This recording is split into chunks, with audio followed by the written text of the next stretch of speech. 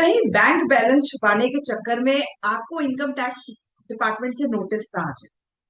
Sir, मैं तो ITR file कराने आया था, बैंक स्टेटमेंट का आप क्या करें? कहीं ऐसा तो नहीं आपने भी कभी ये वर्ड्स अपने सीए को कहे हो?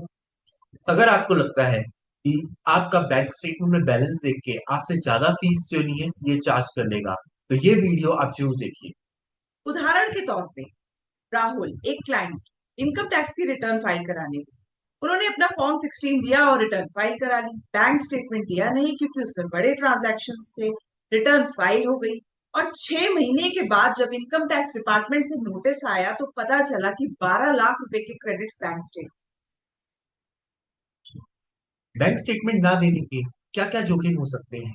पहला, आपकी आईटीआर ढंग से डिस्क्लोज ना हो कि वो सारी इंफॉर्मेशन और इनकम इन्वेस्टमेंट सही तरीके से डिस्क्लोज ना हो। आप पे कोई नोटिस या स्क्रूटनी हो सकती है, और अंत में आप लीगल लिटिगेशन में, और एक मानसिक तनाव आपको जो है लीगल लिटिगेशन के चक्कर में हो सकता है।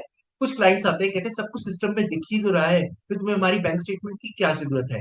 पर वो भूल जाते हैं। ऐसा भी हो सकता है कि कोई इन्फॉर्मेशन जो नहीं है पोर्टल में ना रिफ्लेक्ट कर रही हो, या कोई इन्फॉर्मेशन डबल रिफ्लेक्ट कर रही हो। इसके बैंक स्टेटमेंट का होना अनिवार्य है। बैंक स्टेटमेंट खाली आपके बैलेंस को नहीं दिखाता, वो आपकी रिटर्न को सही तरीके से फाइल करना बताता है। ये एक बहुत ही इंपॉर्टेंट डॉक्यूमेंट है, तो इस डॉक्यूमेंट को अपने सीए से बिल्कुल भी ना छुपाएं। आज की पारदर्शिता, कल की सुरक्षा। इसी तरीके से हमें फॉलो कीजिए ताकि आपको फाइनेंस और टैक्स से रिलेटेड टिप्स मिलते रहें।